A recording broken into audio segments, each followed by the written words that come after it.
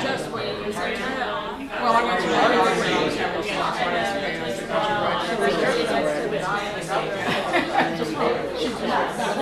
yeah, so I don't know.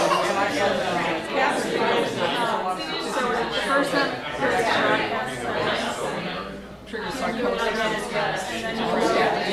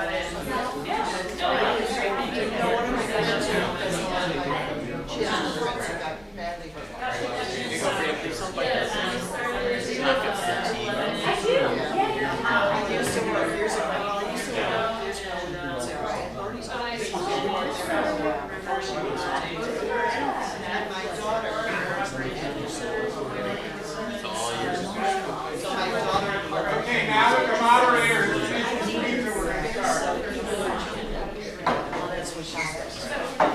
That's what we're waiting for.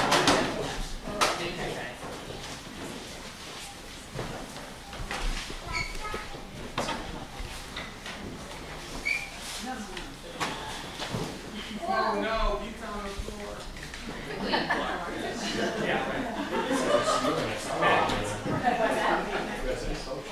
Thank you for coming to 45 NPA.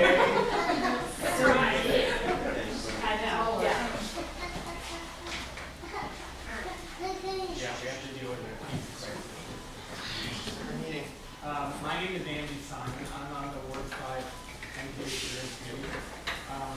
We have easily few enough people tonight so if everybody can just briefly introduce themselves, that would be great. Just your name and where you live is fine. Why don't we start with you, Jenny? Okay. Hi, Jenny Lyons, one of your senators from Chittenden County. I do live in Williston, but I worked in Burlington for almost 30 years, so I feel like Burlington's a home. Hi, I'm Kathy Biscaglia from Howard Center. My office is right across the street at 208 Foot. Hi, I'm Ashley Dembinski. I'm for the Ward 5 NPA Steering Committee, and I'm over in Red Rocks. Hi everyone, I'm Mohammed Jafar, and I'm also part of the steering committee, and I'm up on Pine Street, right all the way up past the gate. I'm Spencer Smith. I live right across the street of Flint Avenue Cooperative Homes, and I'm a deputy. You don't have I'm not. My name's Gretchen Bailey, and I live in Red Rocks. Robert Crawford, I'm from Overwatch. Ben Travers, I'm on the Ward 5 Steering Committee. I live here on Home Avenue. Khalil Zaloom, live over at the corner of Birchwood Parkway and Linden Terrace. I'm Kirsten Bohm. I'm on the steering committee here, and I live on Thunder Road. I'm Representative Jill Kroinski. I represent District 6-3, which has a sliver of Ward 5. Hi everyone, Lucia Cambriello, also a new steering committee member, and so thank you if I've reintroduced myself to you now 3 times. I probably will do it for another month or 2. Nice to see everybody, happy to be here. Lion and Pine. My name is Jack Kell. I live at 59 Southwest Drive. I'm Allie Zapparo. I'm here from Mascoma Bank, and I live on Walnut Street over in the Old North End. I'm Lauren Lumbra. I am a CEDO intern, and I live in South Burlington. Hi, I'm Pet Kiyomarivana. I am CEDO staff member and NPA support. Thank you. Behind the camera. Just to let you know, this is the last NPA meeting of this cycle. We always take July and August off. We are talking about putting together some kind of social event in the summer. So stay tuned for that. We might even do it jointly with Ward 6. We're kind of in discussions on that. So we always start with public forum, and who would like to kick us off on public forum? Yeah, I just want to express a concern about the neighborhood physically. You know, we haven't had bricks paved for maybe 25 years. When I moved here in '07, it had been paved for maybe 20 years. Flint is in terrible shape now. They're digging it up. We have traffic jams. The traffic, we have traffic jams from the stoplight at Pine all the way back to City Market or further in the summer because there's no left-hand turn lane to go down Pine. They put up some lights, but they haven't got a left-hand turn lane. They have a left-hand turn lane for people coming the other way and going up Pine, which rarely happens anyway. And so I feel like, and then we had the bus situation that the woman came and talked to us last time, which was a PR person from CCC. And she talked about how there wasn't enough ridership on 5, and I'm looking at all these huge buses. What about changing our whole concept of transportation, getting mini buses, electric ones? I bet we could, find somebody in Japan, one of the car companies, to make 50 of them for us, and we could use them and sell them to other people. So I don't know, I just feel that they don't come on the ground here. They put an announcement in the paper, they mail a plan, which nobody can read, except for the engineer. And so I just have concerns that maybe others, have thought about these things. Thank you.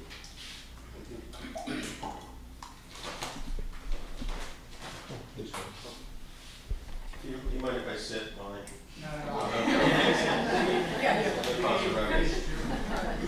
So, already had a couple good conversations with folks on this. I think there's some other concerns, other folks with some concerns. My wife and I live on Birchcliff Parkway with our family. It's a pretty notorious cut through for Shelburne Road and Pine Street.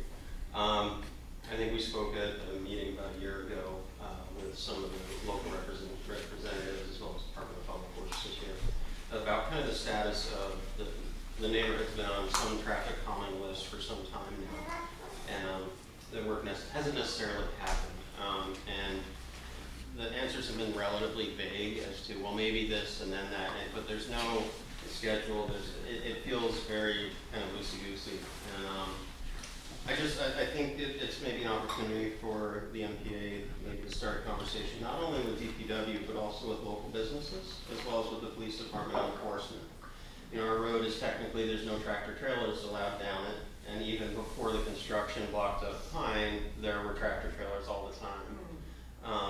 There's people speeding pretty regularly coming off of Shelburne Road. The speeds on Shelburne Road, I think, contribute to that because people are going way over the speed limit already. Then they take a left or right onto our road, and it's straight when you first come down. So it's very easy physically to go as fast as you want. So that's my main concern. I think there's an opportunity to talk to the local businesses as well, build awareness with the group hubs, all the great businesses that we have growing, which is awesome. But I think there's an opportunity to talk to employees and customers at those businesses to recognize they're driving through people's neighborhoods on the way to happy hour or whatever event they're going to. And it's great to have those opportunities. It's why we moved here 2 years ago. But at the same time, we need to build that understanding that it's a community. And it's not just a highway road crew. So, but there's thoughts or ways we can address on it from a 3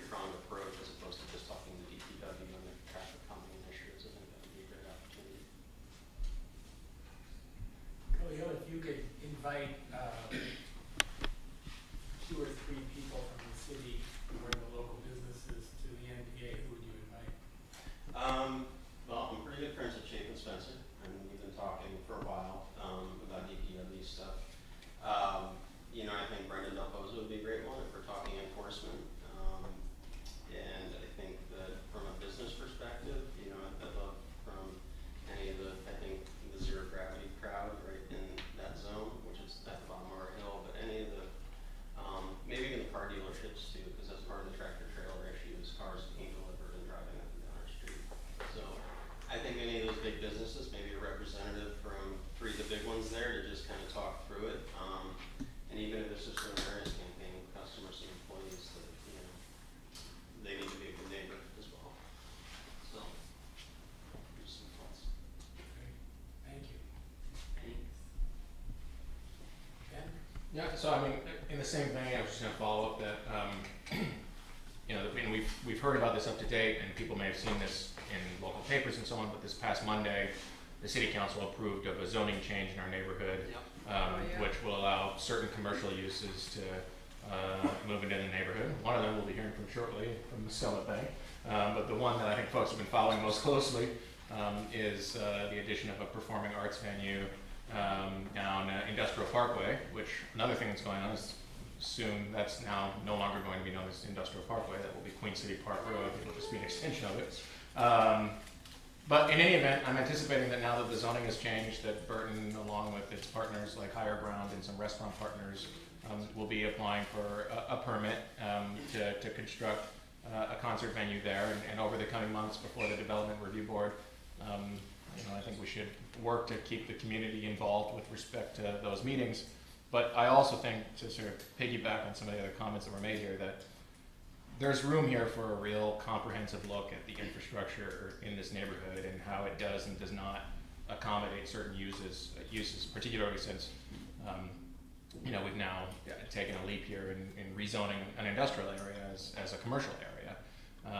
And so I agree that not only should we be continuing discussions with DPW and the police department, but also continuing discussions with Green Mountain Transit. And I like the idea of bringing in the business community too, to really look at this comprehensively, because I think it's pretty clear that, you know, there doesn't appear to be the bandwidth right now to handle the type of traffic and other you know, goings on here. Well, I hate to keep talking about traffic and roads, but we're really happy with Austin Drive's new pavement. Absolutely, we've waited a long time, it's beautiful. However, the intersection of where Austin Drive, where we have the yield sign and the turn that goes over to Dunder Road and South Cove, the bike path markings are in the middle of the street. It's extremely dangerous. It was already a dangerous intersection when there were no bike lanes. So now, the bike lane literally goes in the middle of the street around a blind curve. And so I'm really scared about it, and I've already done my phone call to Public Works. I got shifted over to the Parks Department people, and I left a message for, they didn't really call back. But I know I'm not the only person who's raised that issue, but it's really dangerous. And I don't know what the design was, and I don't want to complain at all about the pavement, but I really am concerned about the way the bike lanes were marked. Because they literally are in this middle of the street, and it continues. If you walk from my house over to Oak Ridge Park, on that street, there are also on the straightaway, the bike lanes are in the middle of the street. So I don't get it, so, you know. Gretchen, there's been some chat on the Front Porch Forum about that. Has there been any response from the city? Or One of the Front Porch Forum chat people said he had been in touch with Joan Shannon. What she has said back to him, I haven't seen, but she's aware of it. But it's I just think it's a really dangerous intersection. There's another street like that, I think it's Loomis down at the north end. It goes out from South Union or North, I guess. And all the bike lanes are in the middle. It's like, is this a bike street or a car? I mean, I drive there every week, yeah. So it's very strange. I think these people don't get out of their offices, that's what I'm thinking. Well, I don't know. I mean, I'm assuming there was a design reason, but it's not a safe one. other open forum comment?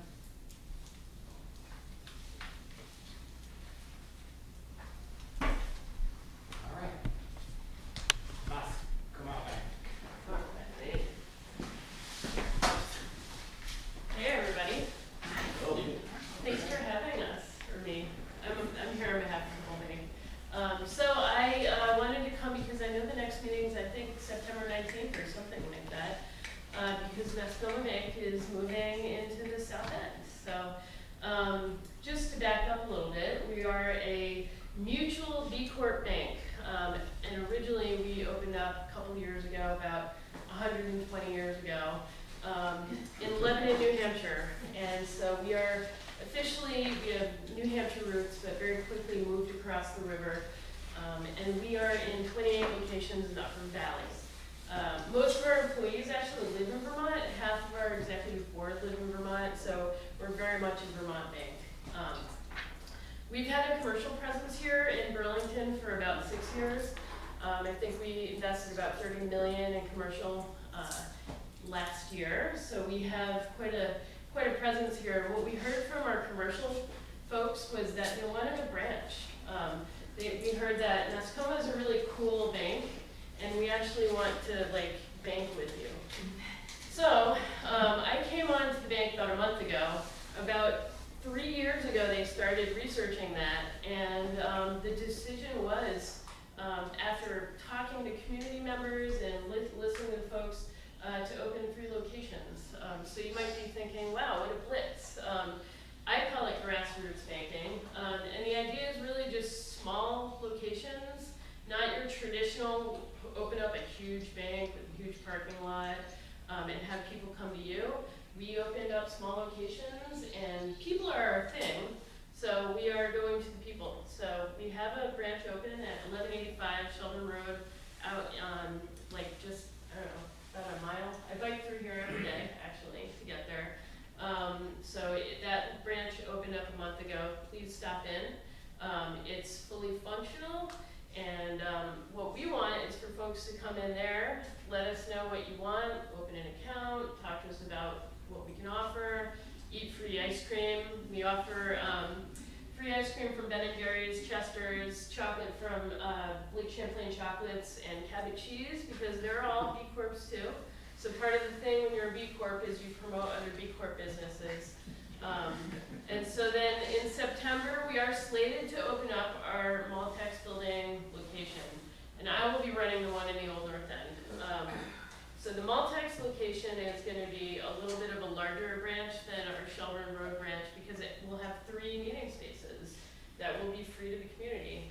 Because when we spent all that time listening to Burlington, Burlington said we need a bank in the Old North End and we need more meeting space. So we are answering that. So we're really excited to be in Burlington, and out of our whole team, they hired me because I'm very, very much committed to the city.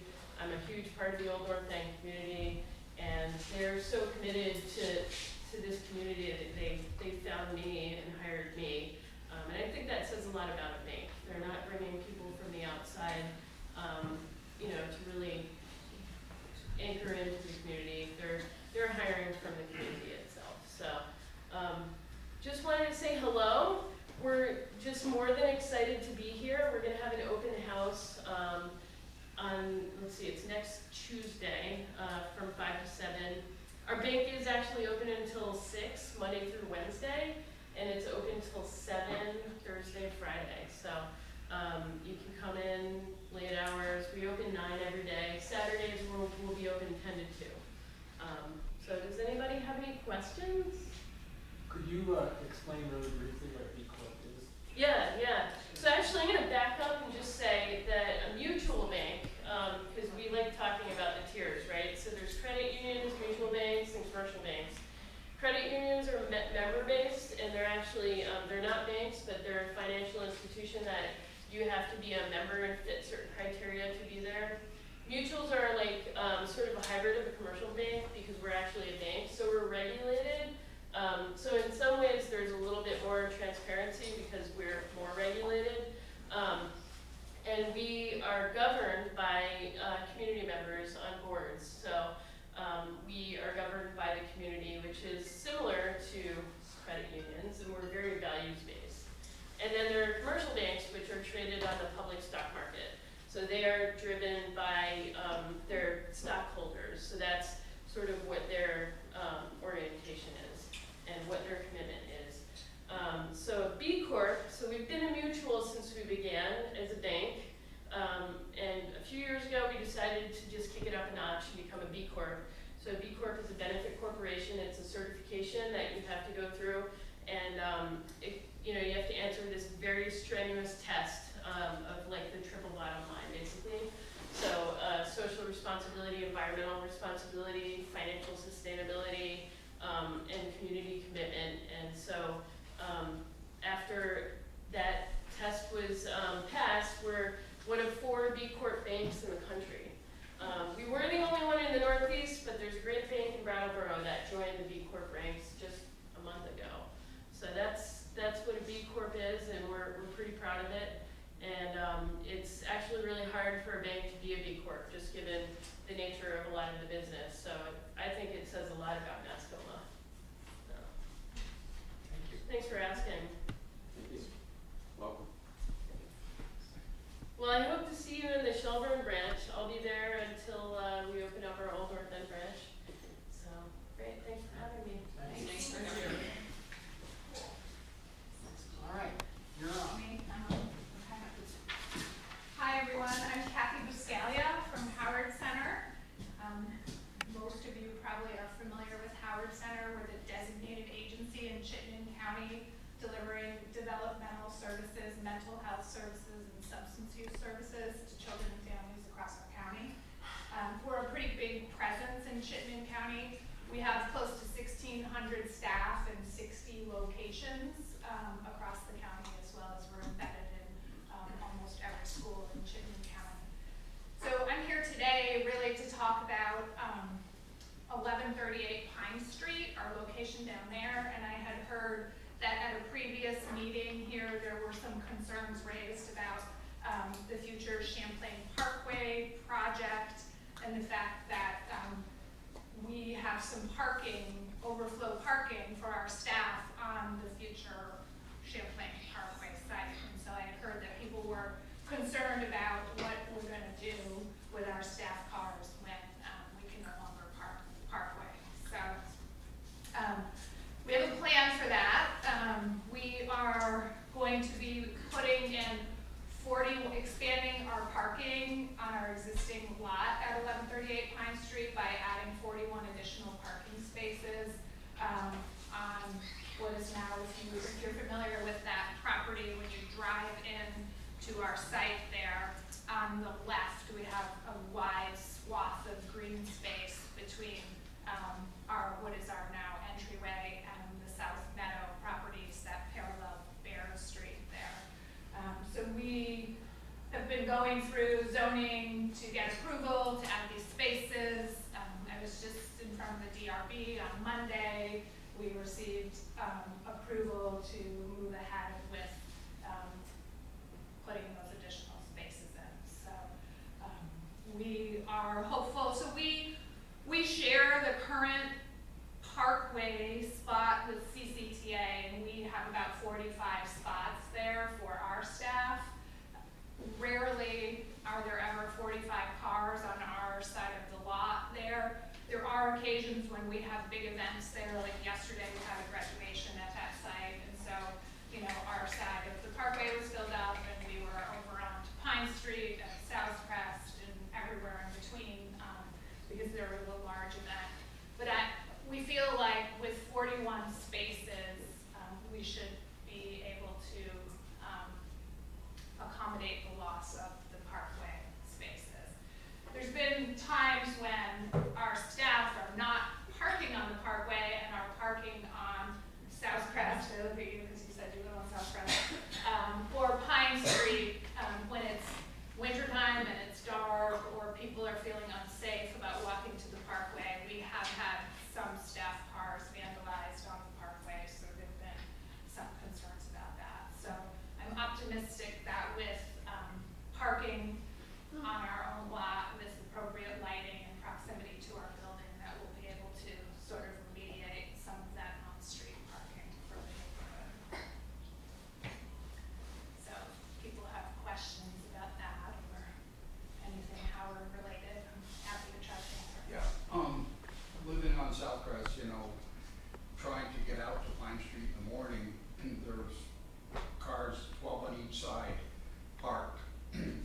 to get one car through. If there was a fire, you couldn't get a fire engine through. I don't know if it's legal or not. I mean, it's hard even to see cars coming on Pine Street, lucky somebody doesn't get hit. You know, and it's there's been a crescendo of cars on that parkway. I mean, last week there were in excess of 140 cars, okay? And, you know, I checked with somebody from CCTA and they kind of said, well, we use it a little bit, but, you know. And even if you put 40 more spaces, you could have an extra 80 more people visiting Howard.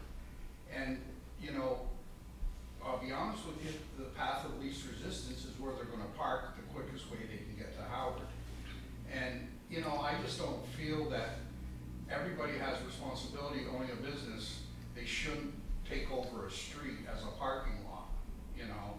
And I think it should be monitored, and especially now with the rezoning of the industrial avenue, we've got the Beltway coming, and they're putting toxic waste on the Beltway that they're coming from the city. There's so much interaction going on Southwest Drive, it just, it's scary, you know? And when we first moved here back in the early 90s, Baird sold the land off to South Meadow Project. There were only 3 houses, a gym, and a building. And I don't know if Howard's close places or not, but Howard is really got a presence down there now. And, you know, they haven't gone through any rezoning or nothing, they just more or less, I checked the files today, they've just grown. And, you know, I mean, it's easy to say we got 40 new spaces, but, you know, when you see 125, 150 cars parked on South Crest, Pine, and Beltway, I mean, we're still gonna have an issue. Right, so I hear your concerns and I share them. I mean, I pay particular attention to that since I've been involved in this addition of the, you know, parking lot. And I have talked to our leaders about, we now have an additional location on Hurricane Lane in Williston. And so we have a large conference room there, and so we're looking at making sure that our staff are scheduling large meetings there, reducing large meetings at the 1138 site, making sure, you know, so I think the day you're referencing, there were 2 large group meetings scheduled at that 1138 site that people weren't, you know, one of them was, oh, we're gonna meet here and then go somewhere. I'm thinking, like, really? You're gonna all just come and park here and then like go somewhere else? Like, don't do that. So we are looking to take action to address that and moving larger meetings to different locations and paying attention to when meetings are being scheduled there, are there gonna be adequate spaces? We have staff meetings on Wednesday where a lot of our teams are all having staff meetings that are requiring, you know, everyone to come to that building to be on site. So we're looking at dispersing those across some of our other sites as well. So we're aware of it, and I would welcome, you know, I can give you my card, and if you see things that are concerning, you could certainly call me or send me an email, because I want to know about that. No, I think it, you know, it's just, everybody in the South End, you know, going from Edlin to Burton to Rhino to all the buildings on Pine Street, you know, everybody in the area has on-site parking, so they don't interfere with anybody's neighborhood, you know. And I couldn't tell you on Pine Street if it's homeowners or it's all Howard parking, you know. And yeah, I think the same thing happens up the street at like dealer.com where you see like cars parked, you know, everywhere. actually, they're pretty proactive in telling people where to park and not to park, you know. And I've talked with a couple of people who work there, and they're, you know, they're very concerned about that. But, you know, I just think that, you know, you've got other, like Richardson Street down there, and you've got Lyman Avenue and Ferguson Avenue, you know, where people could be parking too, where it might become an issue, you know. And I just think that Southwest doesn't bark as much as probably Richardson Street and Lyman Avenue and also start talking. So I just think for the best interest of the neighborhood would be to monitor it, you know, and, you know, once you start losing half the street, it's not too long for it.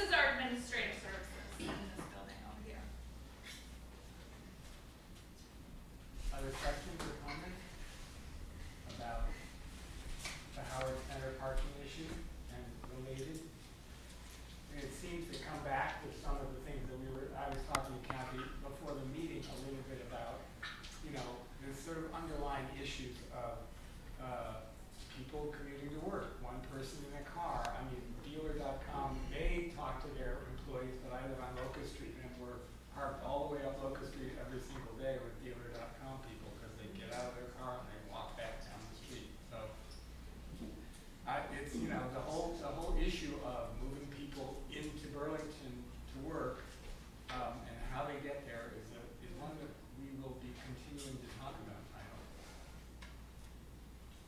And apparently, more and more people are not wanting to ride public transit. They'd rather have their car. Well, that's We have more always cars. another subject too. Yeah. To the bus schedule. Okay, thank you very much. Thank you. We are fortunate to have with us tonight Jill and Ginny. I was hoping also for Chris and Brian, but See 'em. maybe they'll show up. Would you like to come up, both of you together? Sure, That'd be if you great. could sit at the table. Yeah, that'd be great. My umbrella, in case you're Be safe in here. So I guess one of the ways we thought about this as a format is I'd like to leave lots of time for questions, but maybe each of you could take some time and talk about this last session, maybe in the format of accomplishments and challenges. You are the senator, so I prefer to I'm you. happy to have you go. But I'm sure that we'll be crossing lines.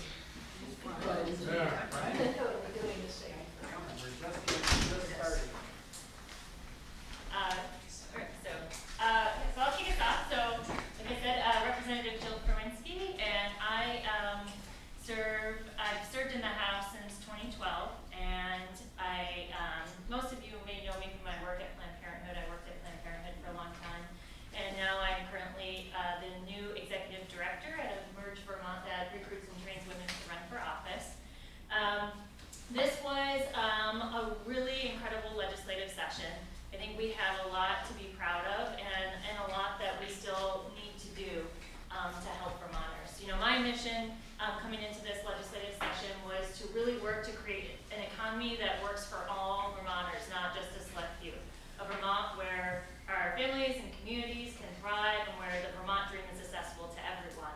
So when we think about that work, I think about it in three sort of categories of the economy and workforce development, community and family health, and the environment and climate change. So I'll just do a little high-level overview of the work that we did in those three sections. When it comes to the economy and workforce development for families, we invested over $8 million for child care and workforce development. I see someone with little kids. Which is really, really important. I think as I knock on doors in my district, access to child care, especially slots for infants, is a challenge. And so that was a really high priority for us this legislative session.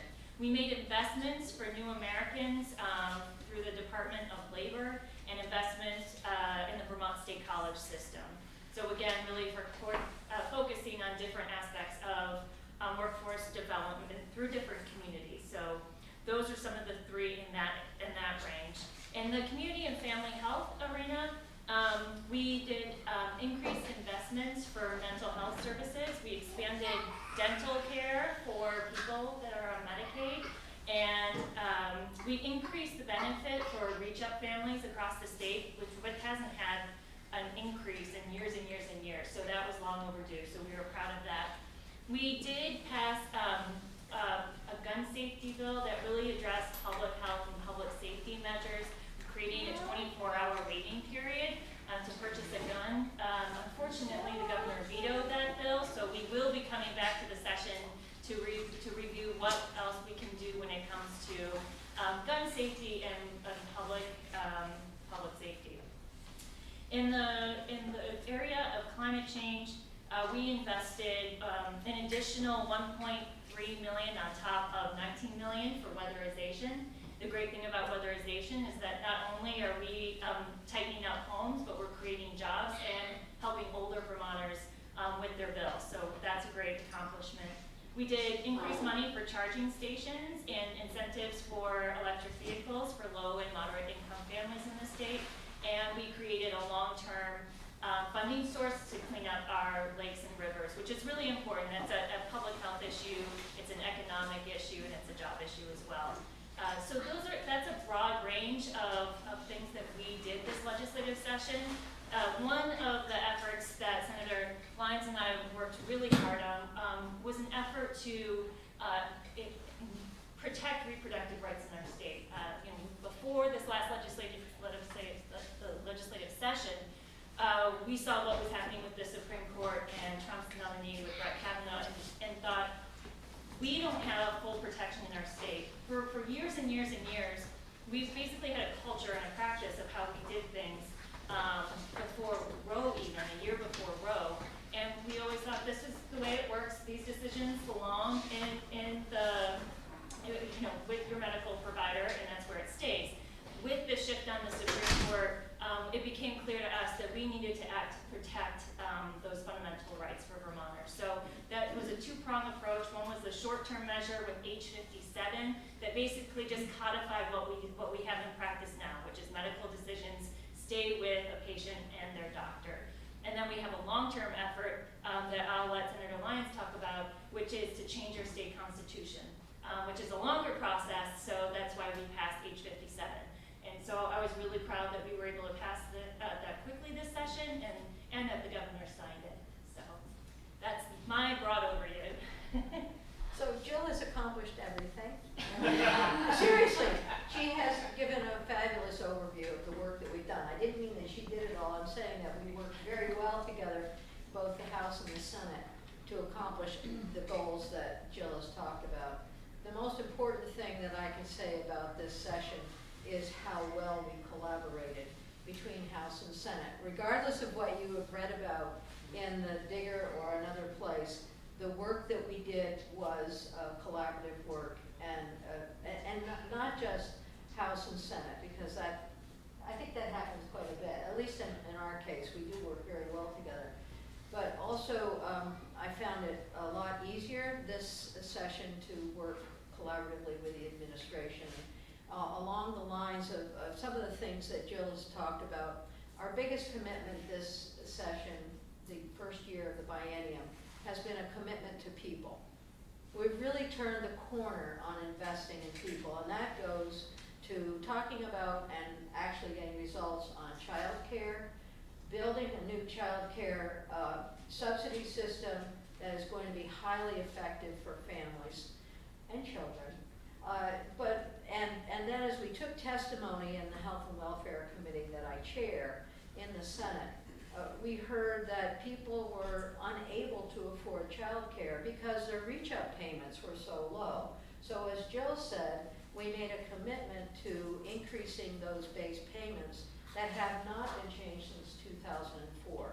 This to me is very exciting. I've been trying to have some investment of this type for a number of years. So those are super accomplishments.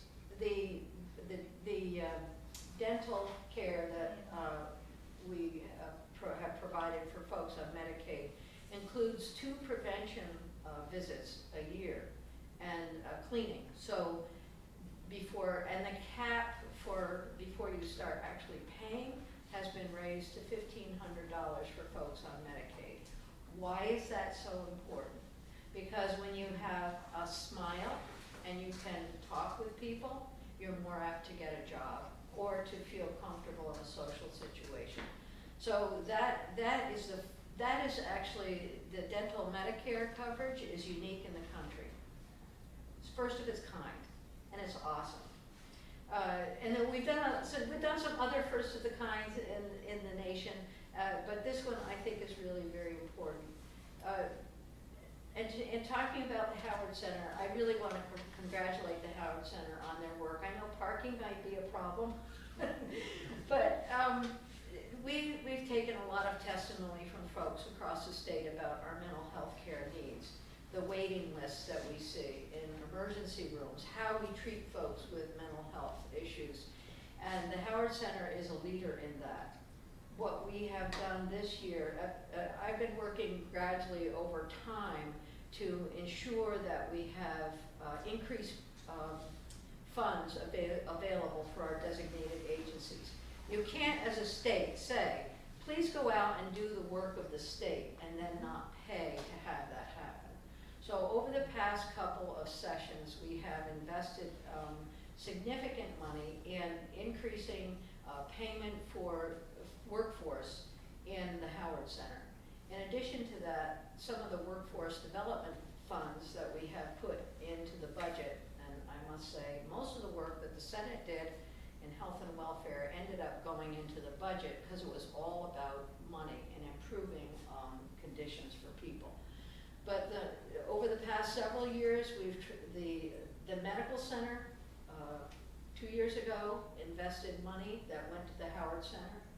This year, we have invested money in base payments for workforce, and we, in addition, have established some workforce development funds, both for child care, to increase child care workers, and to increase the number of folks who might go into mental health services. Those are huge accomplishments. We will begin to see results from that work, I would hope, within the near future. I was at a meeting this afternoon, actually it's an all-day meeting on the Justice Oversight Committee, where we were talking about, beginning to talk about mental health issues in criminal justice, and I know that's been an issue recently in the news, and we're going to try to tackle that issue as best we can.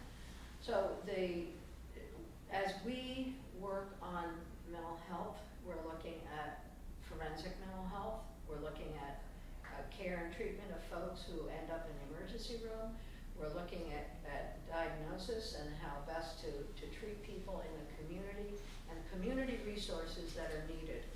In one of the bills that we passed, we put in a section that links the Vermont Housing and Conservation Board affordable housing funding with our mental health, transitional housing, and other housing needs.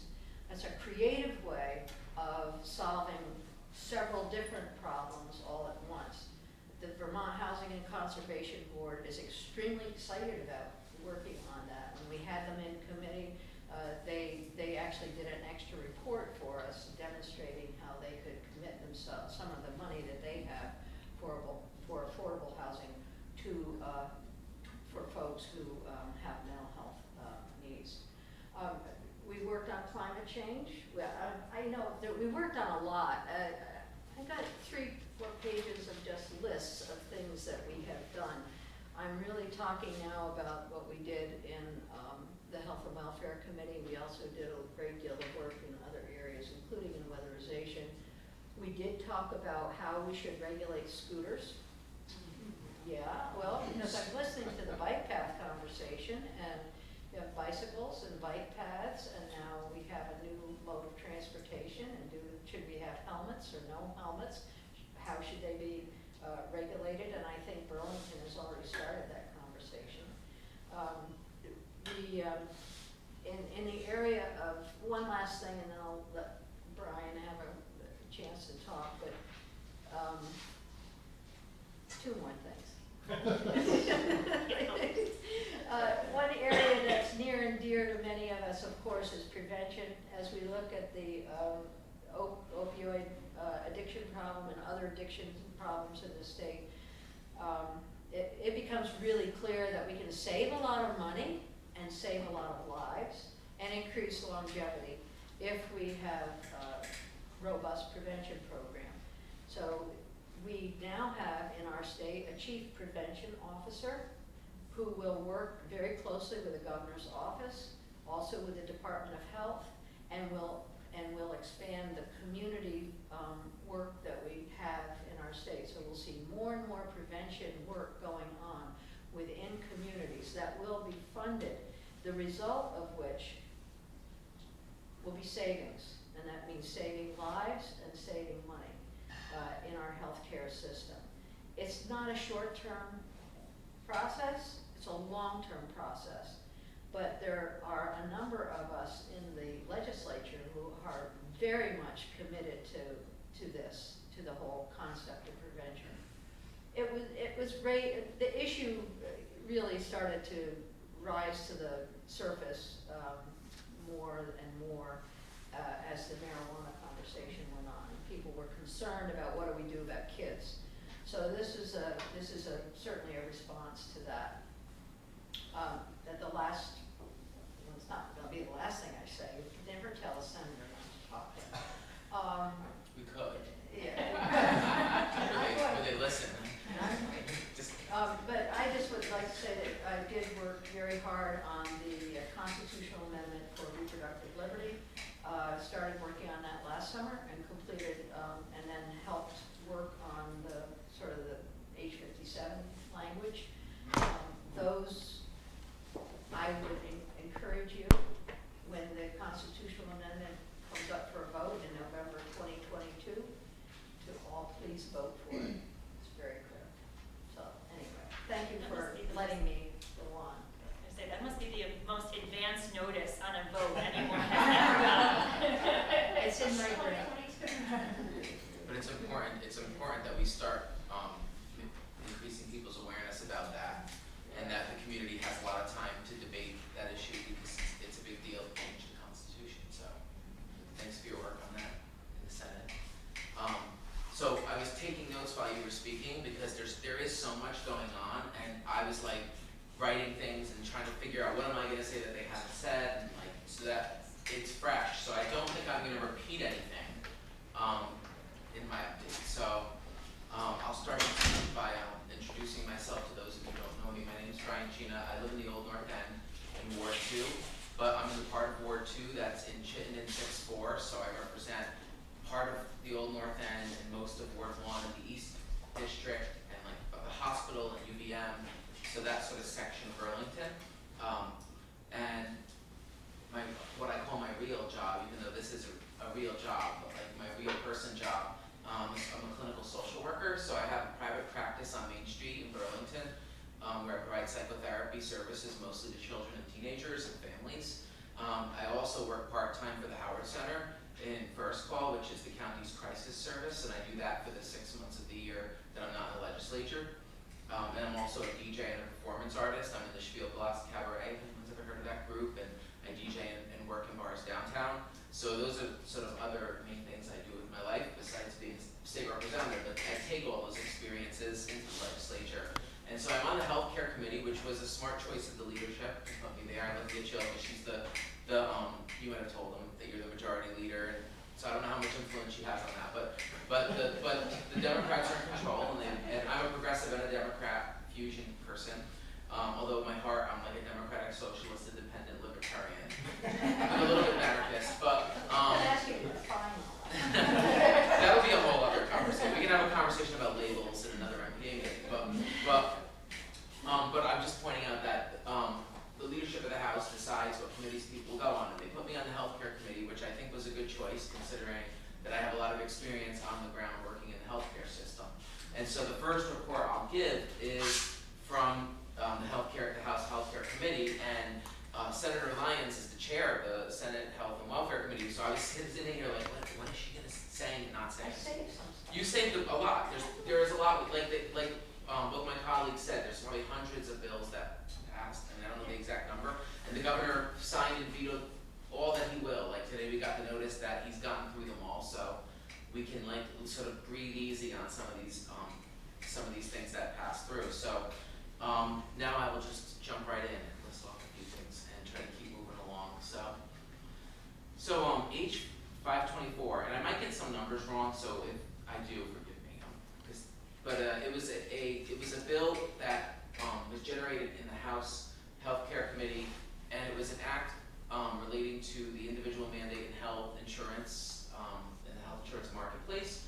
And so the story behind this bill is that in the House Healthcare Committee, we were looking at reports that we had asked, and I've been in the legislature since 2016. I think others mentioned that. So I'm probably the newest one on this panel. So this is the ending of my third year. And I've been on the healthcare committee since 2016. And in 2016, there were some major changes that began on the federal level as control of the executive and legislative branch shifted, and with that shift in control came attacks on, that's a loaded term, so I'll try to be more neutral, like changes made to the policies guiding our healthcare system, whether they be changes in law or changes in funding or court rulings. And so what's happened is the Affordable Care Act, when it was put in place, instituted a lot of protections for people, and it structured our healthcare system as a marketplace, right, where healthcare is not a human right but a commodity that's bought and sold, and it required people to purchase a product from companies, but with those requirements also came protections that we did not have before.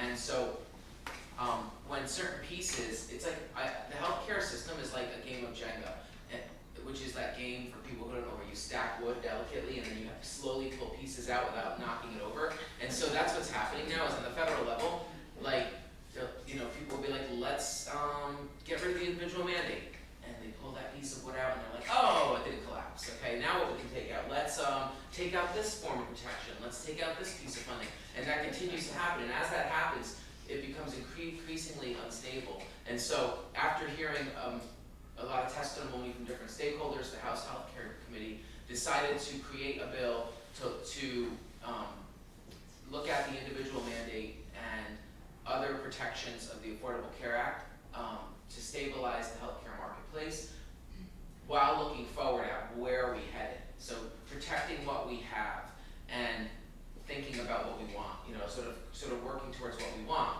And so there's a lot of pieces of that bill, and I won't go through all of them. Two pieces that I'll mention because there were things I was advocating for separately of the bill, because they were like bills I had proposed that ended up getting like added into this bill. And so sometimes we call bills Christmas trees, which is like, because you keep hanging things on it. And sometimes the things that get hung on it are kind of, you're like, whoa, that's a weird ornament. But this tree had a lot of, this tree was a well-coordinated tree that matched. It had like, Germaine tree. yes, it was a very nicely put together tree because these ornaments, when you put them together, actually, what we did is we looked at the Affordable Care Act and we said, what do we need in this bill to give us the protection of that act? And so one of the bills I had proposed, which was protecting people who have pre-existing conditions, was added in, but so were other protections. And then we looked at the individual mandate, and there was some disagreement around the individual mandate. Some of us felt, like I was one of them, so I'll just be honest, I don't think we should force people to buy healthcare. I think it should, if we're gonna do that, we might as well just have it like be we use tax money and fund it. But in my committee, I thought that was like a timer already, and I'm like, oh, I don't think I've gone past it, anybody else. But in my committee, I was on the minority side in voting against a penalty for the individual mandate. Like I wanted it, I thought we needed a mandate, but we shouldn't have a penalty, we should have like incentives. And then my committee passed a penalty, but then it went to the House Ways and Means Committee and they got rid of the penalty because they felt like I'm not going to give you the explanation, but it has to do with like the level of investment in the tax system it would take to implement it and enforce it. It was complicated, and so then it passed the House and the Senate without the penalty. And so we have an individual mandate but no penalty. We have a bunch of the protections, in fact all the protections of the Affordable Care Act, and then the last part of the bill is the looking forward part. So there's some studies. So one of them studies the affordability of healthcare and looks at the connection between the cost of healthcare and people's income, and that was the piece that came from a bill that I proposed. Then there's one that came from another bill that looks at the possibility of a regional universal healthcare system, like partnering with other states to create one, since it might be more affordable than doing it on our own. And then another one looked at Medicaid copays, and then one looks at this thing called emerged market, which if I start talking about, people might run out of the room, but because it has to do with the like details of the different markets in healthcare, like small groups, individual, etc. So that being said, there was this one big piece of work. I spent more time on it than I wanted, but you get the gist that like that was what I I guess it's only fair because the House Healthcare Committee spent most of our time on that because it was so big. And then once we passed that off to the Senate, we got some great Senate bills to work on. One of those is it eliminates pre-authorization for medication-assisted treatment. So now, if anyone wants medication-assisted treatment, which is treatment for opioid or substance abuse disorder, that you can get it, like on demand, without pre-authorization, no matter what your insurance plan is. It was available through many plans, but now we've just made it so that people can get that treatment, and that we clarified that that's not just the medication, but it's also the psychotherapy. So people can get the medication and they can get the mental health treatment without any pre-authorization when they're ready to get that treatment. Another thing, you mentioned investments in the mental health system, but I don't think you mentioned specifically the designated agencies or the amount. So I thought I just would clarify that. We've invested $5.2 million in our designated agencies, which are the community mental health organizations around the state. And you did mention that we asked them to do work. We call that an unfunded mandate. For many years, designated agencies had to do this work without being given enough funding, and we've given an injection of funds into that system to hopefully help. It may not be enough in the long term, but it's helpful for now. One last thing related to healthcare, shifting into like sort of justice related stuff, and then I'm going to tell you about a few things there. Is that for the second time in my time, the legislature passed, the General Assembly passed a medical monitoring bill which holds businesses accountable for poisoning people. That if people if there's a toxic exposure to toxins because of negligence or some kind of criminal or negligent act, tortious act, I think is the word, that companies would have been held accountable for paying for the testing needed by people or a population of people to make sure they don't get sick from that pollution, and the governor vetoed that. And he vetoed it because of concerns of how it would affect insurance rates for businesses, and that it would make Vermont not a place that's not promoting business. And I guess I just question, what's more important, the health of people or profits of a business? And if a business is going to create that pollution, they should be held accountable. So I was very disappointed with that veto, and I'm hoping we can overturn it when we go back, because we may have enough votes on that one, unlike some other issues. So I'm going to just give two examples of some social justice related achievements. H3, which was Act 1, it creates, it is the Ethnic and Social Equity Studies or Standards bill, and it creates a working group, or it empowers a working group, because there's already a working group that's existed in the community working on this issue. It empowers them to work with the communities around the state to create a curriculum that will more accurately represent students in the schools. So looking at the different social and ethnic groups that have contributed to our society, and teaching that in the schools so that all children can see representations of themselves no matter what background they come from. And that includes all different ethnic groups and racial groups. It also includes women as a social group, queer people, disabled people. So when the work of this group is done, the State Board of Education will review their recommendations and set up a curriculum, and it isn't forced on school districts. They can choose to use it. So there'll be a curriculum available for school districts to use if they would like to provide a richer education for kids. And there's evidence showing that this kind of education improves outcomes for all children, because it shows that all people belong and all people have something to contribute. Another social justice related achievement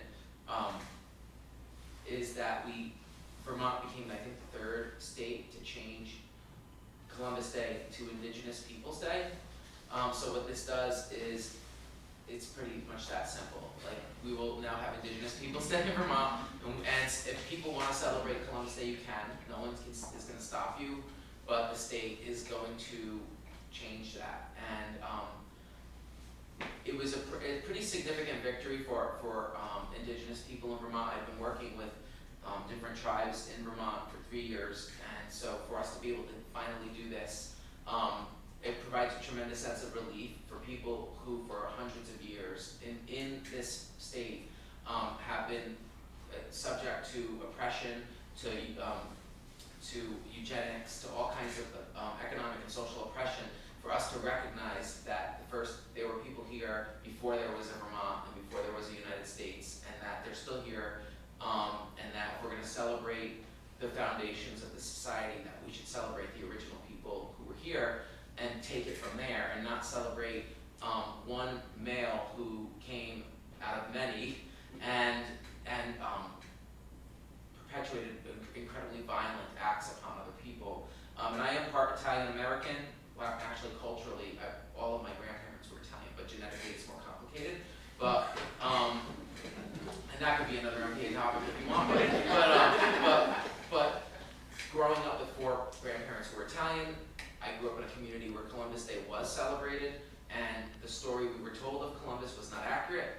And I would much rather the Italian American community come together and find a new way to celebrate our community. And there was a bill that was put forward in the House, a short form bill, suggesting that there'd be a new Italian holiday. I don't know if the state really, I don't know if I think the state really needs that, but I think the community may need it. And so I'm excited to talk with other people in the community about how we would celebrate Italian American or Latin American, contributions to society besides Columbus. I think I've caught up with you both at this point in terms of my comment. So, Maybe we can open up. but I'll end with 2 sort of like works in progress, unresolved things, and then maybe I'll drop one more thing that we can all talk about.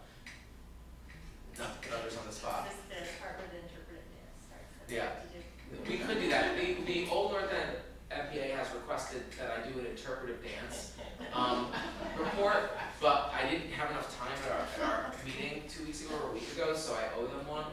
But that would be the part. It would be the end of the session that I would do an interpretive dance to represent. But so, just in terms of climate issues, we've heard that there are some of the investments and positive actions, but I will say as a member of the Climate Caucus that I was disappointed that we didn't do more.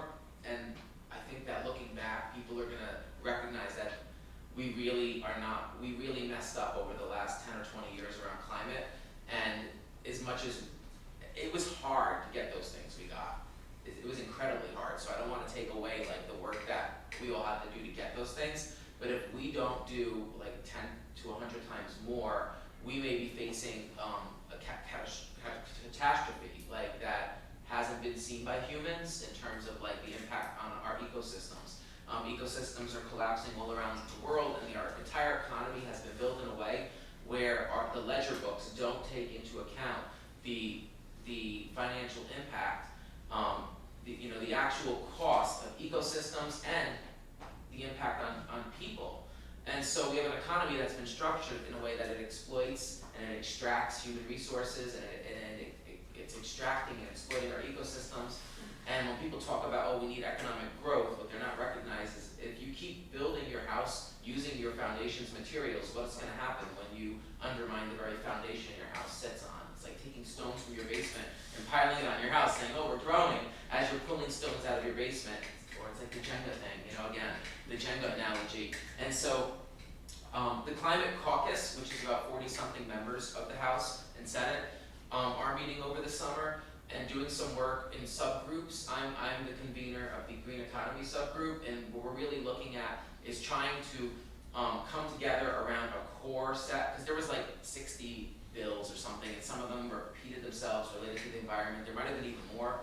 And so we're trying to kind of figure out a key package of things to try to push for in the next year that would get us going in the right direction. One idea that I'm pushing for is this idea of a zero waste green economy study, which would look at Vermont region by region, look at the strengths of every region economically, look at the waste streams of every region, and find what kind of economic activity could use that waste stream as source material so that we can close the loops in each region and we completely eliminate our waste while in a way that builds the economy and creates jobs, and then figure out in the long term how do we phase out the worst things we're doing, like for example replacing plastics with hemp-based plastics or something. So I could go on about this topic, but I'm not. But I just wanted to say that as much as we did, I think we have a lot to do, and that's going to be a hot issue of the next session. And then one last thing, the Women's Caucus, which I'm part of, I don't know if you both are part of it, because you're so busy, you're always in other meetings. I'm a former chair of it and Right. pass it along to the Right. next So it's weird generation. being like the multi-spirited person reporting on the Women's Caucus's work, but the issue that the Women's Caucus is working on is prison reform, and specifically with the Women's Correctional Facility. And so as part of that, piece that I've taken on is advocating for a change in the model of the correction system towards what they do in Norway. And so I would encourage everyone to check out, to Google the Norway model and check it out. It's an approach to corrections that's drastically reduced recidivism, because instead of treating people like prisoners, they treat them like citizens. The idea is or neighbors. They're thinking like, this is my neighbor. They're going to be my neighbor when they get out. How do I want to treat them now? Because they're going to be my neighbor one day. And it's a completely different way of treating people who made bad decisions and mistakes that reduces recidivism and actually saves money in Norway. And so I'm going to be advocating for that over the summer in conjunction with the general efforts of the Women's Caucus. And so that's another thing. You might see some changes in our correction system coming, because we have to upgrade infrastructure. So do you want to jump in on that? I do. Go ahead. So, and just to say that we have a study going on with the Justice Center. It's part of the Council of State Government, Justice Center. And we're looking at alternative models, especially for the treatment of women, because the Chittenden County Correctional Center really needs an upgrade. So rather than move forward directly with a new facility, not understanding what we need for folks who might be in that facility or need to have special treatment in the community as part of that facility. So we have that study is going on. At the same time, we're trying to sort out how to invest in, we can't fix that facility. It's just not fixable. So, so deciding where and how to build what. So it's not a simple issue, and it isn't simply replicating what another country is doing in Norway, but the lessons that we learn from other countries. I know Germany has a fabulous model for a prison system, correctional system. So as a member of the Justice Oversight Committee, I am working on that, and as a member of the Institutions Committee, I'm working on that as well. And it's great that we have so many legislators really invested in making this type of change, but it's not going to happen overnight. I know that when we were taking testimony on some of these issues in our committee, people were coming in and saying, you have to do this right now. And the right now is a difficult answer, because first you have to decide what the this is. So, but we are working on that. And it's going to be great. It will be it will be a change, and it will be something different. So it's exciting. And in terms of climate change, because I know Brian wanted to talk about that a little bit, that Vermont is, thank goodness, we're way ahead of so many other places in the country. I do teach environmental science, so it's something near and dear to me, and I have been working on it for many years. But the next step in meeting our climate change goals are going to be some of the harder steps. We've gotten a low-hanging fruit. We have efficiency. We're working on weatherization, and now we're going to have to combine our electric efficiency with our thermal efficiency. That we started that. I put that into legislation in 2008 or 9, I think it was, to have a comprehensive energy efficiency utility that combines electric and thermal efficiency. And now we're starting to talk about doing that. So it takes time to bring people to a new way of looking at change. The infrastructure that we're developing for electric vehicles across the state is going to be exciting. We may have, the administration is looking at having a charging station within 30 miles of every individual who lives in the state. to me, it should be closer, but, so these things are going to happen, but then we have to be able to afford the vehicles, and we do have to be able to have the minibuses that are gonna carry multiple passengers that are electrified, and we need the school buses that are gonna do that. So it's gonna be some heavy lifting right here. It's not just us in the State House being excited about making these things happen. It's going to be all of us in our local communities figuring out what it is that we can do. It is a challenge, and it's the bike path, and it's the scooter path, and it's the new bus. But so I probably could talk for several hours on climate change itself, so I won't do that. But I think Brian's brought up a really critical issue that we are looking at, but we can't do it. We cannot do it. It's right here that has to happen. Right here. Right here. You guys are doing it. Burlington is doing a great job. Well, Yeah. thank you all for reminding us of everything that happened in this session. And so much of it was obscured by the ending of the session and all the publicity that came around that. So it's very helpful to have, and thank you for all your work, all three of you, on this in the legislature and in this session. Questions for our legislators? Mike? People who are paying attention, a lot of people here pay attention, know all the stuff that the litany that you put forward and all the stuff that all the bills that got passed. However, the end of session certainly left a bad taste in my mouth. I'm a strong Democratic supporter, and I thought it was an opportunity squandered with the supermajority. The last session being against, the conflict with the governor. This time we have supermajority. So I thought it was, it's like drinking orange juice after brushing your teeth. So can you talk a little bit about why that happened and what you think that means for going forward? Yeah, I can start with that, and I can let these guys jump in. So on raising the minimum wage was one of the big issues, and then paid family and medical leave was the other issue that we were working on together really hard at the end to find a solution on. In the House, on the minimum wage bill, when we started hearing testimony and going really deep down, really deep down about let's make sure we're not creating any unintended consequences with this, an issue around Medicaid coverage came up and concerns from designated agencies saying that if you're pushing the minimum wage up this fast at this level, then they have very set, tough budgets, and that if we go up too fast, they're gonna have to start cutting services.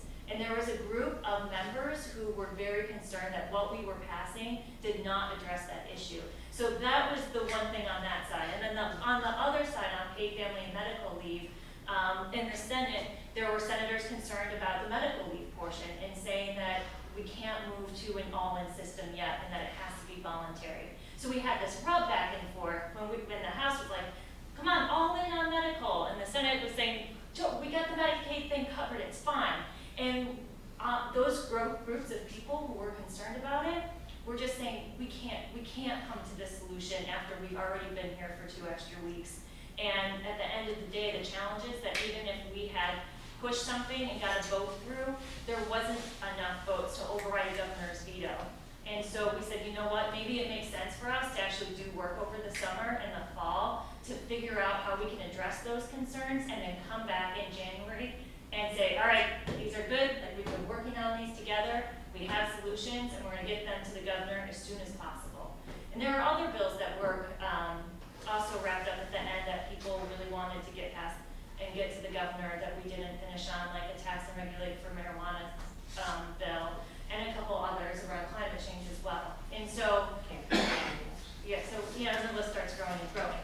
So, and the other thing on top of this, which it was hard, so we lost a member of the House, Representative Bob Fordyce passed away, and so we actually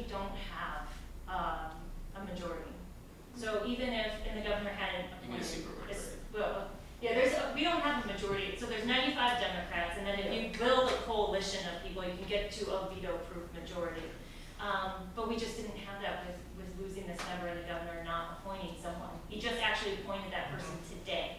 So I agree, like, it was very, very frustrating. But what I'll say is, I'd rather pass something that's really good and addresses these concerns and doesn't have negative consequences that we can all get behind, instead of shoving something down members' throats and then not being able to override it with a veto. So I totally get that, and I guess I wasn't specific enough in my question.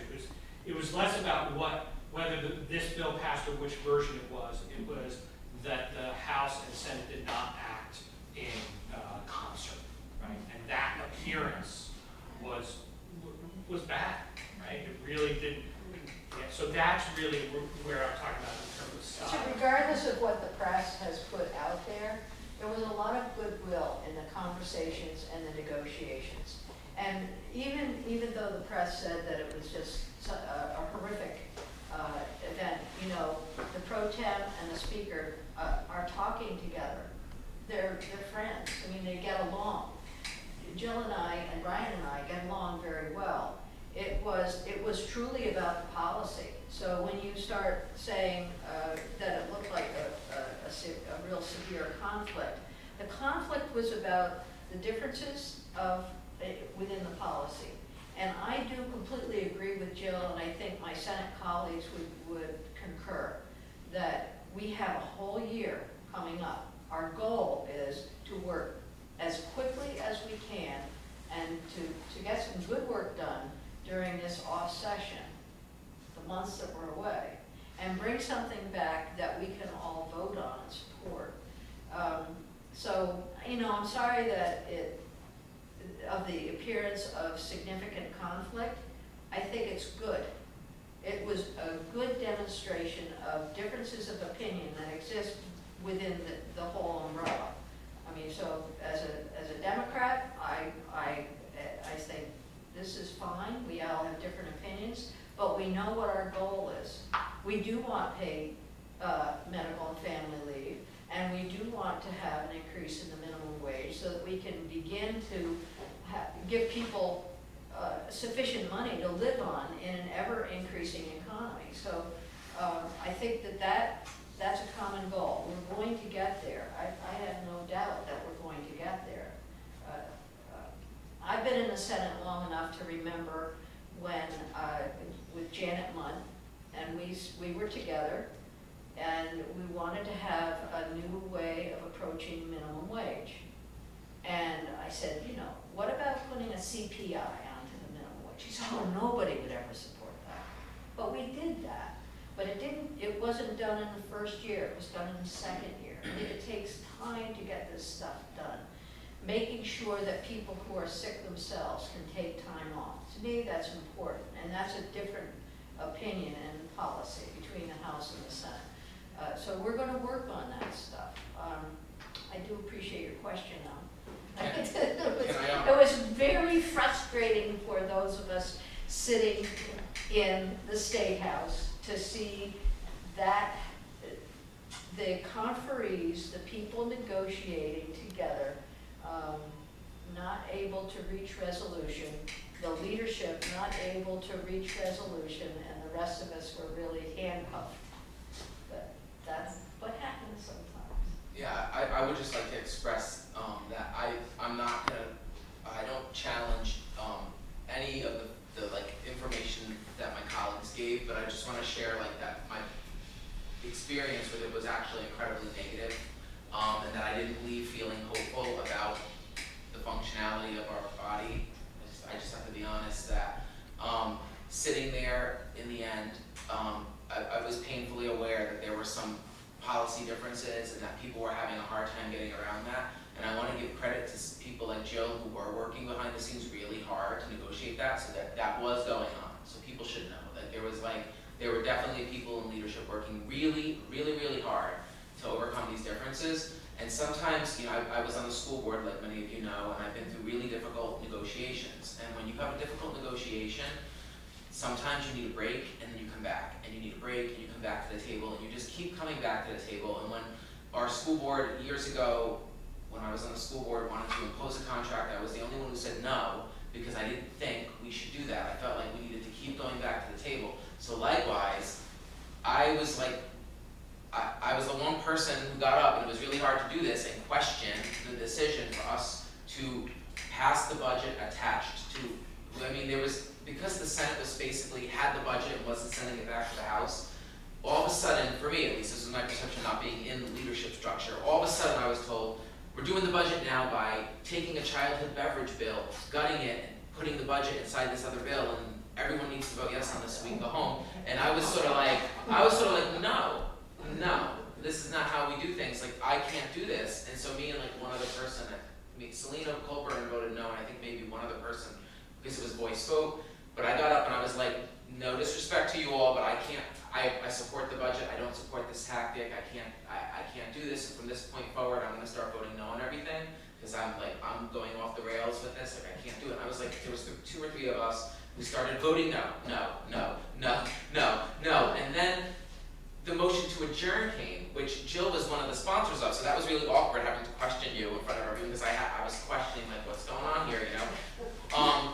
But I asked you and you answered me, and I was like, I can't support that, because I didn't feel like we could unilaterally adjourn. It just didn't seem like healthy functioning of a government body for the House to walk off like that. It was sort of like walking away angry and imposing a contract. And I didn't know what the Senate was going to do, but I didn't think that was the way we should be acting. And I'm not saying that the Speaker of the House didn't have good reasons either, because I don't want to get into the interpersonal dynamics, but it's hard when you're having a disagreement. Sometimes, like when we have the leaders of each body having this like impasse, it's a hard, tough dynamic, and I can understand why you'd want to just walk off and like be done. But I just couldn't agree to walk off and be done. I wanted us to just, as much as it makes my life difficult, I wanted to leave, be done. You know, I would rather us have left for the weekend and come back or something. But that being said, I expressed my opposition. I lost. The House decided to adjourn. Then, luckily, the Senate, thank you, sent us the budget, so I could at least vote in good conscience yes on the budget. Because that made me feel a little better, like that happened. And then we left. And so I just wanted to share that, because I don't mean to undermine any of the hard work. And I don't think it means that the House and the Senate aren't working well together, because as we showed, we passed like so much good stuff. What I think it shows is that we're all human, we're all vulnerable, we all have weaknesses as well as strengths. And the reality is that it's hard. Like when you're trying to do a negotiation, it's hard, and sometimes you have to step away and take care of yourself and come back. And unfortunately, it didn't end that way this time. And I do think what came out of that, though, is a commitment over the summer to get this done. So I will just vouch that there's been a commitment made to me by people that we're going to work on this over the summer and do it. So hopefully we can get there. So I didn't mean to go off too much, but I do think I have to be honest with you that I didn't like the way it ended. I still feel pretty gross about it. Yeah. So. But what I'll say to that is so we've already started to get some of the information that the Medicaid provides, the Medicaid issue. We're already working on getting those numbers, so we actually know what that difference is with raising the minimum wage and the impact that it has on designated agencies. And it's going to take us, like that was the whole problem, is getting that information, and we're already starting to do that work now. So, January. What about the Senate side? Like, is the Senate working on getting over their issues around the paid family leave piece? Like, I'm just curious. Just following up on your question. Yeah. I like the way you lean around. Because no one's telling me. I'm like out of the loop, you know. So that's part of the problem. Is there isn't. Let me just say, it's not my committee, and I'm not part of the negotiation process, but I've been reassured that people. Okay, thank you. Just to follow up on that, besides the policy issues, besides any personal kerfuffle that was going on, what role does the fact of having a citizen legislature that has this pressure to finish the session so that people can get on with their lives, what role did that have? That's a really good question, because we target a date by which we're going to adjourn. And we budget for it. And we budget for it. So then every time we start going over that timeline, we're going over the budget. And that, and we get a lot of negative emails and negative press from time to time about our going over that budget. So when we went over this time, it didn't feel good. It doesn't feel good to any of us because we really want to get our work done. We want to do it in a timely and a cost-efficient manner. So it does have an effect. You're absolutely right. But I think it's healthy though that we have those limits. Otherwise, I'm not saying everyone, but there would be people who would never stop, and we would just be spending people's money and passing laws like endlessly. And so it's good for us to have some structure and limits. Like it's healthy. I think it's healthy. I think it's healthy to have the limits. You know, it forces us to like get things done. Yes, it's about $500,000 a week that we go over. It's a lot of money. We could use that for other stuff. For so much other stuff. Yeah. What other questions? I have hopefully a short question and maybe a longer question. Short question is, you may have alluded to it, Brian, but on these bills that have been vetoed, is there a plan to have a veto session this year? So we can take up vetoes in January. Like there's no rule saying that when we can and can't when it comes, because we're still in the biennium. Okay. The reason for the veto session last year was because it was the end of the biennium. You couldn't take Well, it. If there's a designated, when we adjourned, we adjourned until January. If we could have adjourned to a date certain to cover a veto session. We did not do that. So any veto session will take place in January. The difference between last time is that it was the budget, and we need a budget in place by X date. Or we have a government shutdown, which we were not going to let happen. So this time, there will be votes on the vetoes when we get, on certain ones when we get back. Is there a reason why we didn't do it? Because no one ever explained to me why we didn't schedule a veto session. There wasn't votes on any. But why don't we do it just in case? We just don't Well, do the that. governor wanted to call us back. Because we can do it in January. The governor can call us back for a special session if he feels it's important. It's about 50-50 over the course of history, whether we do it or not do it. It's not uncommon not to do it.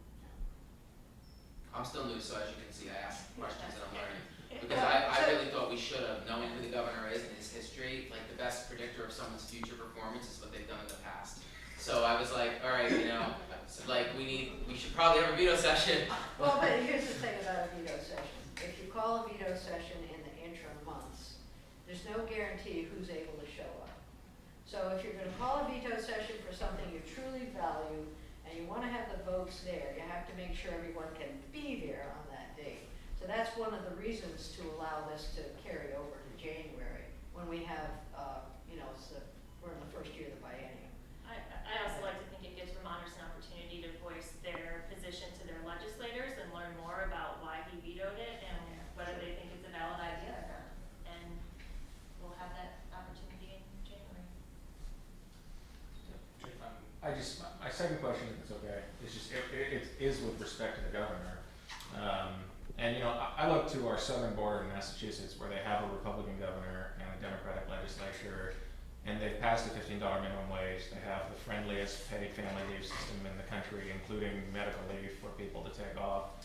And they're taxing and regulating cannabis, right, which are obviously three of the big issues coming in this past session. And so I greatly appreciate the work that you all are doing, and it's heartening to hear that we're continuing to hammer out the issues over the summer. But I'm also, the reality of this all is that we still have a Republican governor, and I think there's still some really big question marks as to, even if you amongst yourselves are able to come to an agreement, whether the governor would ultimately sign off on something like that. And from my perspective, one of the frustrating things has been, and I suspect, and I've heard frustration from some of your colleagues as well, that the governor is just sort of taking this I don't know attitude towards everything, and I don't really see, I'm a Democrat, right, so this is going to come out here, but I don't really see what his priorities are, right? And in Massachusetts, one of the ways that they were able to get these things passed is through what they call, the grand bargain, right, where Charlie Baker, the governor there, has his priorities and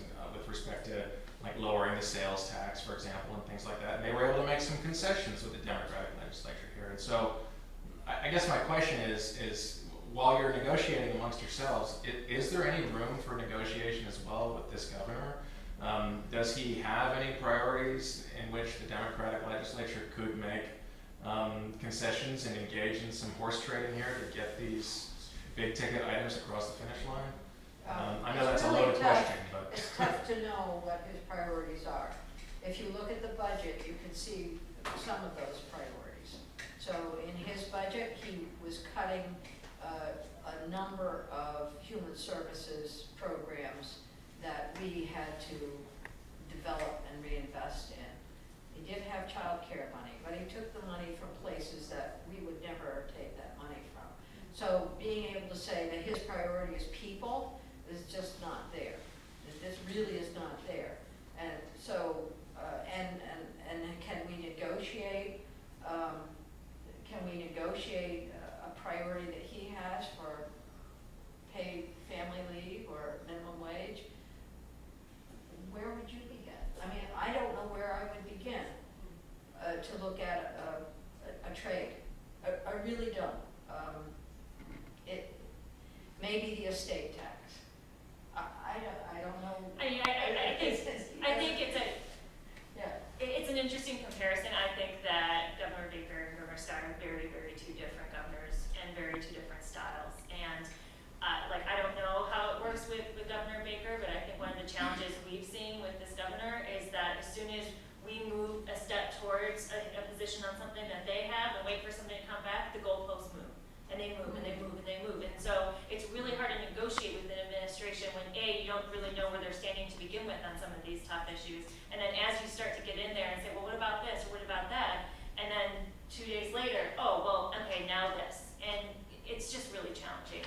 And so I don't think, I haven't heard, and all of the options that the speakers and pro tem have talked about to the governor, he has not identified anyone that has said, yes, I can support that, let's talk about it. It's been, I don't know, I'm just waiting until they pass something and send it to me.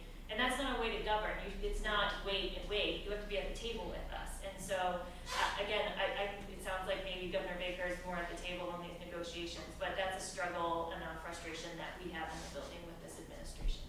Yeah, I would just add to that, I think everything you both have said is totally accurate, and that it is hard to negotiate with someone when they don't come in with a starting point to start from, and when they change their position every time you work with them.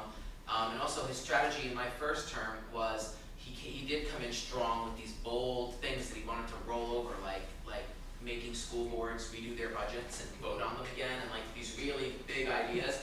And then, but then when it came down to the end of at the end of the sessions, he kept moving the goalposts. Like you said, this time around, it was like he totally changed his strategy and was doing the whole "I'm going to wait and see," wasn't engaged. And then I think another further complicating factor, and this is said with love, and it's not meant to be like judgmental of my colleagues, but it's hard when you have within the House, you have like in the Democratic caucus, a wide range of perspectives, getting consensus, and that caucus alone is hard, and then when you try to incorporate progressives, it's even harder, and so that supermajority is actually not as united as everyone thinks. And then when the House and the Senate don't totally agree or have a coordinated strategy, I think that's sometimes hard. So those are things we can work through, but like when you add that into the mix with the governor, I think it's not as easy as us being like, here's where we're at, here's where you're at, and how do we trade? Because there's so many moving parts.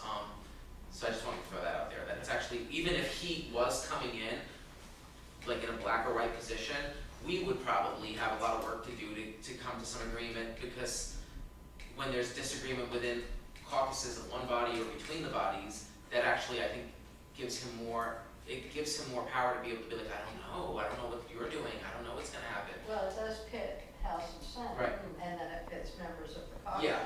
And so when you're trying to figure out what's going on, Yeah. the executive law. So he splits up, he's able to split us more, like he's able to get Democrats putting in amendments to weaken the bills that the party has made a priority. I mean, that happens, when they like team up with Republicans to weaken bills that are Democratic Party priorities. And so when that happens, it's like, what is going on, And so I acknowledge that makes things really hard when you're a leader trying to unite a group of people and you have people blatantly acting against what your caucus and the state party platform wants. It's hard. But they have reasons though. so I don't wanna discount that, like, people really are afraid that raising the minimum wage is gonna hurt the economy. They're afraid, you know, the people are afraid it's gonna hurt businesses, the economy. They're not doing it to be evil, you know, like, it's not malicious. So, anyway. Other questions?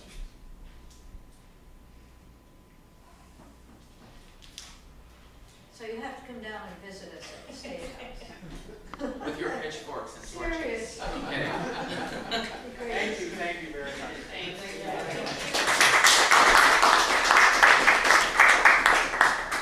So there's more pizza there that Yeah, you can get. pizza. And also drinks.